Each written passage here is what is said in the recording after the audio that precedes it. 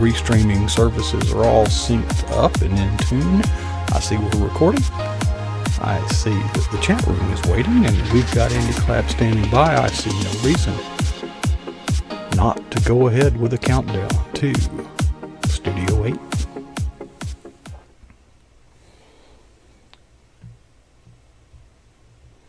Well, good evening and welcome to a brand new week of PJNet right here. Well, PJNet.tv right here at, well, guess what? PJNet.tv. New week, second week of the month. It's Monday, and that is the time set aside for Pastor Andy Clapp, who shares with us. Been doing that a long time, and it's always good to hear from Pastor Andy, and he has got a lot to say. So I could just bring him on board. How you doing, Andy? We're going to start out on a low note so we can end on a higher note. Sounds good. As if you were over, if your church was over that last terrible funeral and circumstance, another one comes along. So your church is just being battered, it seems. Yeah, we've had two in the last couple of weeks that I've officiated. But there's also been some others that are close to us. So it's been a rough season, but, you know, we also know where those individuals are now, and it is far greater than where we are right now. They are in a place of no sickness, no pain, no pandemic, no division. It's all about Jesus where they're at. And that kind of inspires me, too, to make it all about Jesus where I'm at. Yeah, I was thinking about what you just said. It's we're given a little glimpse in the Bible. But what if one person, one delegate, could come back to earth from heaven and from hell? Yeah. They would be on fire. Well, the one from hell especially, sorry. Yeah, he'd be scarred. Yeah. But yeah, absolutely. Because think about it, they wouldn't want the one from hell wouldn't want you to experience the horror that it is, and the one from heaven would tell you it's far greater than anything you can imagine. And so when we, like the one I did 2 weeks ago, Coach, and this was I don't know if you can use this terminology and it sound proper, but it was an amazing funeral, because the guy, his name was Dover, and he passed away. He was like 92. And the thing about Dover was Dover told everybody every time he saw them, I'm ready to go. Lord called me tonight. I'm ready to go. And it was amazing to me because when Dover passed, yeah, I mean, there was sadness. Obviously, there's sadness. But everybody knew that that's what he was looking forward to. And it was like, man, honestly, it was like uplifting just because you knew where he was at. It was where he wanted to go. He had been telling me, I've been a pastor for 8 years now. He's been telling me every time he saw me. And he never called me by my first name. It was always my first and last. And so Dover was saying every time he called or every time I visited with him, he'd say, Andy Clapp, I'm ready to go. And you know, you couldn't help but celebrate that because he's with Jesus. He ain't got to deal with all this mess down here anymore. He's with the Lord where he wanted to be. And I think for us as Christians, we got to make heaven the ultimate goal and the ultimate prize and not all this stuff down here. Have you ever? Go ahead. Have you ever had to officiate a funeral of someone that you either knew not to be a believer or you weren't sure? Too many. How about that? I've done. My numbers are gonna probably be off, but I've done somewhere in the neighborhood of 90 funerals in 8 years. And it may be a little bit over that actually, but there's quite a few. And that's the hard one, Coach, because, you know, I think deep down, sometimes people convince themselves it ain't going to happen today, but none of us are in charge of when that day comes. The Lord knows before we're even born. The number of days that we've got on this earth, and that those are hard because I do not preach people to heaven.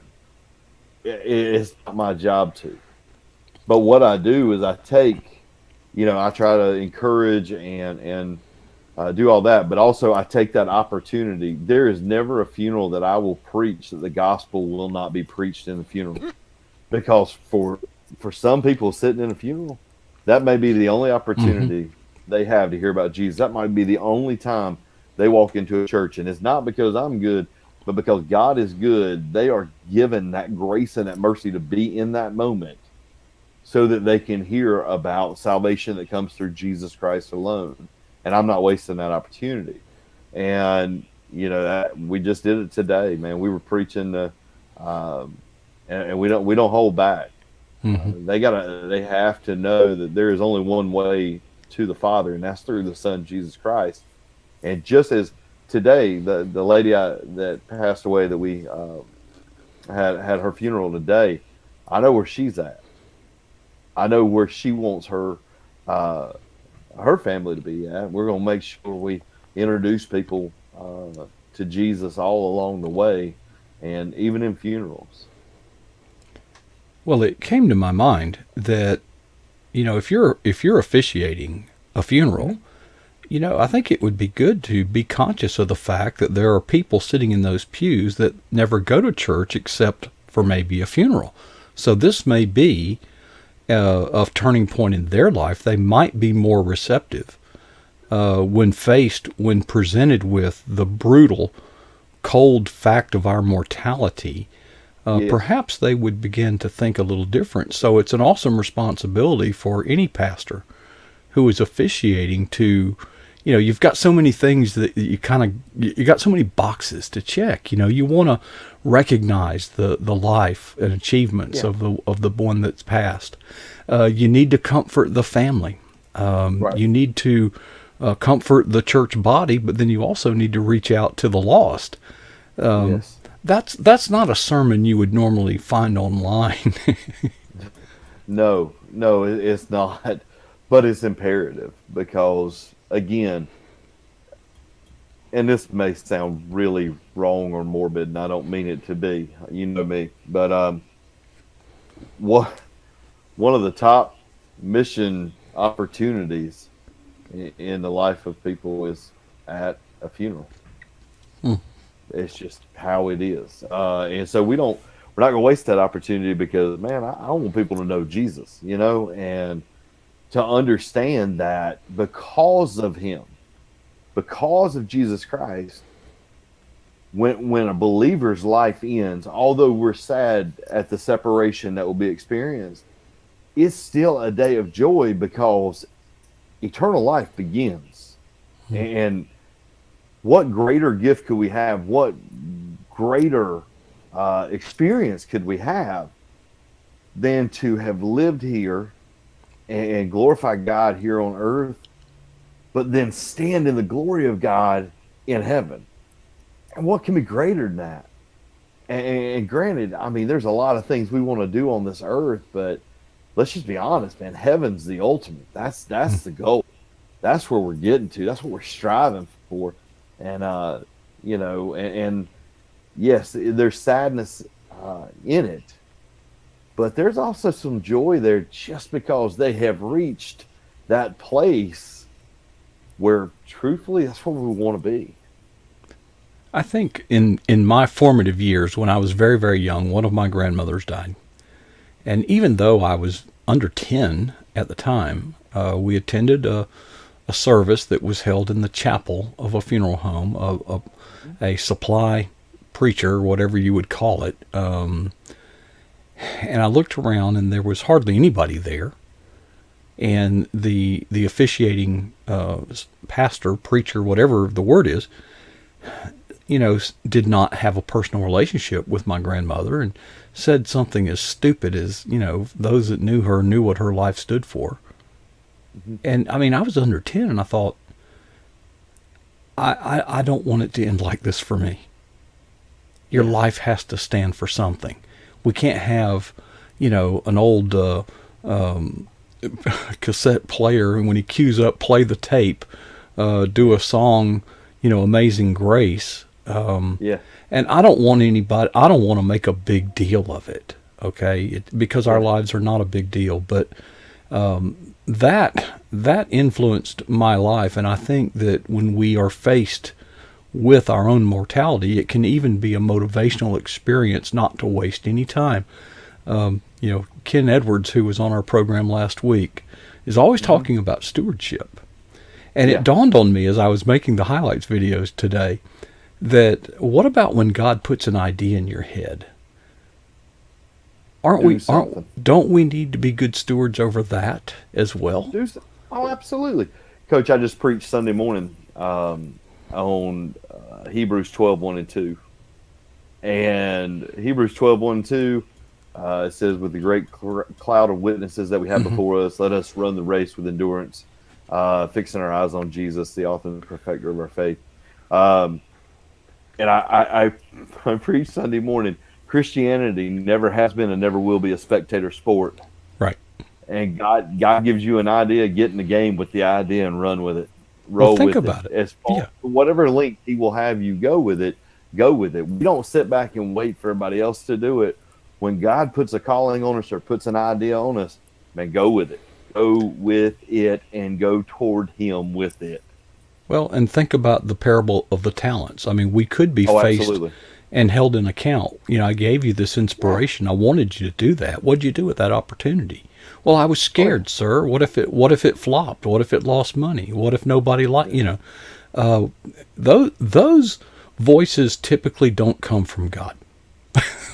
It's the thing, absolutely. And can I say something on that just to kind of, I don't know, pull it into perspective maybe for everybody tonight?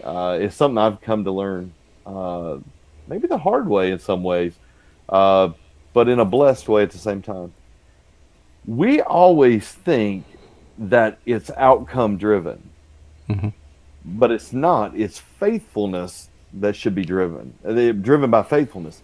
What I mean by that is this: God gives you an idea. It may not be an idea that completely changes the world. It might be just an idea that works out something inside of you. Your job is to be faithful, leave the outcome to God, and he will make it the right outcome.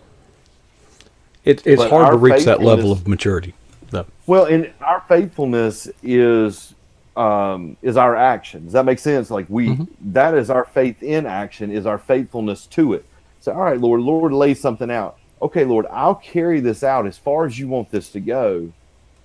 And and whatever the outcome may be, I believe in the power of God to dictate the outcome that he wants to come from it, whether it's to show me something, whether it's to teach our church something, whether it's to change our community, or it might be something that changes the world. My job is be faithful to what he's called me to do and leave the outcome up to him. But we do that backwards. Have you ever noticed that? Like we weigh what's the outcome going to be? What's the cost? Okay. Yeah, and like we're going, okay, well, this ain't worth my time. If God gives you the idea, it's absolutely worth your time. It's worth your attention, and is absolutely requiring your faithfulness. We are such, and a lot of it, Coach, is a product of our culture. Everything's big in our culture. We want big results and everything. But what we have to understand is God works on the flip side of that.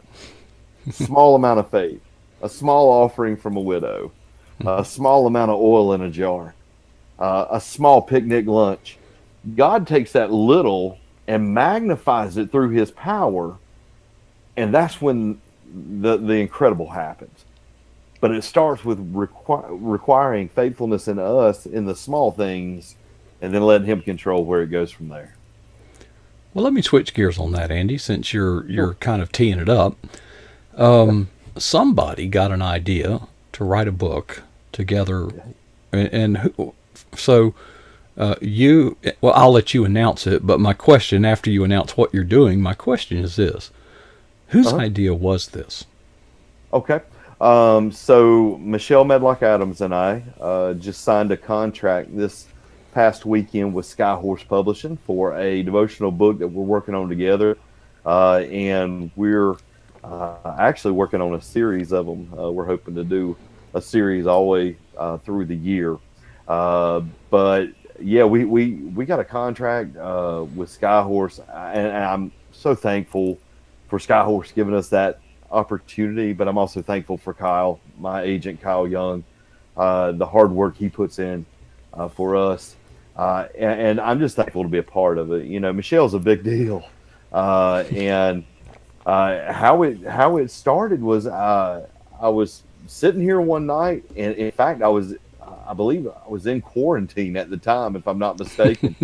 And I get a call from Michelle, and it was her idea. And she said, "Hey, I want us to team up and write this book together." And she said, "What do you think?" I said, "Man, absolutely." So we started on this one project, and then she, called me back a little while later, a little bit later, and she said, "Hey, why don't we do a series with it?" So what here, and this teaches you again, or it teaches all of us again about stepping out in faith on that original idea. God planted this idea in Michelle's brain. I would be too skittish to ask her to co-author with me because I'm not as recognized as she is, but God planted this idea in her head, and we got to working on this first proposal, and we sent it out there, and it's got some good activity on it. But then she said, "Well, why don't we try to do another one as well?" It was the second proposal that actually got the contract. Hmm. Now, if we would have just given up at the first proposal, who knows? But we went ahead and started working forward, and we give God all the glory for it because He opens those doors.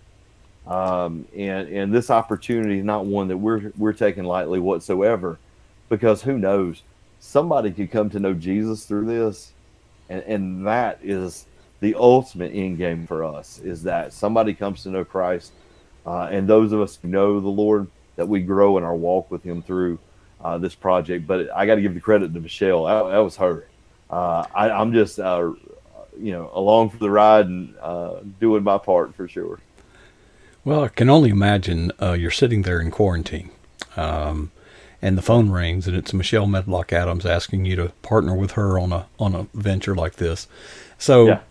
When we were talking earlier, when you get an idea, Michelle says something. Just because it's good doesn't mean it's God. So we need to use discernment. Every idea that drifts into our head isn't God commanding us to act in faith to do it. Some of the ideas I get are, well, stupid. so I'm thinking, if somebody like Michelle asks you to do this, it doesn't take a whole lot of faith unless you second guess and say, "Gosh, I wonder how many people turn this idea down and now scraping the bottom of the barrel calling me." But I don't think that thought entered your mind. No, it didn't, because like I feed off of Michelle's energy. She's just, she's ready to go, and I've always appreciated that about her. And so when she called, you could tell the excitement in her voice, Mm-hmm. and I jumped on it. And the thing was that within probably an hour and a half, she may have to correct that, but it's about an hour and a half conversation that first night. We had already laid out the first book in an hour and a half, and that's quick. I mean, that's insanely quick. And both of us went right to work on it, and within a couple of days, we had a proposal ready and things like that. But yeah, I didn't second guess it. I think there's certain people that God puts in your life, and you may not deserve them, but He puts them there, and that's kind of how it is with Michelle. I don't deserve to have Michelle, even be a friend of mine, but Right. pretty doggone cool. When your friend says, "Hey, I'm excited. Can we do this together?" And I'm like, "Man, let's jump on and do it." Let's do it. Well, coming around the home stretch, coming toward the finish line in a couple of minutes, 1 minute. Yeah. So how does this change Andy's life? Deadlines now, got to write, what are you going to Yeah, do? there's deadlines. I'm gonna keep doing what I do. I'm just gonna live for Jesus and let Him sort details in life. it doesn't, to me, nothing changes that my entire life's calling, whether it be as a husband, as a father, as a friend, as a writer, as a pastor, nothing changes because I'm called to be all about Jesus all the time. Luke 9:23 is what pushes me, Coach. He said, "Whoever wants to come after me must deny himself, take up his cross, and follow me." So I'll follow him. Whichever path he wants to lead, I'll walk it. It doesn't change anything. It just means that God has another thing for us to do, and that's exciting for me. I think it's extremely exciting when God says, "Come over here. I got this for you to do." Well, for all of us that have carried that cross, and it comes in many forms, it may seem heavy at the time, but when we get to that place that we've been called to, whether that be on this side of heaven or in heaven, we realize that his yoke is, in fact, light. Yes. He didn't say there wasn't Absolutely. a yoke. He just said it wasn't too heavy. That's right. So, That's right. well, Andy, there's a lot of excitement about this in our chat room, but I did want to find one remark that I thought was certainly touched my heart. It came from Jack Foster. Okay. And I don't know what exactly you had said, the context, but it says this. I need to hear this. Thanks, Andy. Hey, it's not. Hey, don't thank me. Thank the Lord. We want to give him all the credit in life. I don't deserve any of it. It's him. Well, your humility is only exceeded by your good looks. I wish. Got no looks.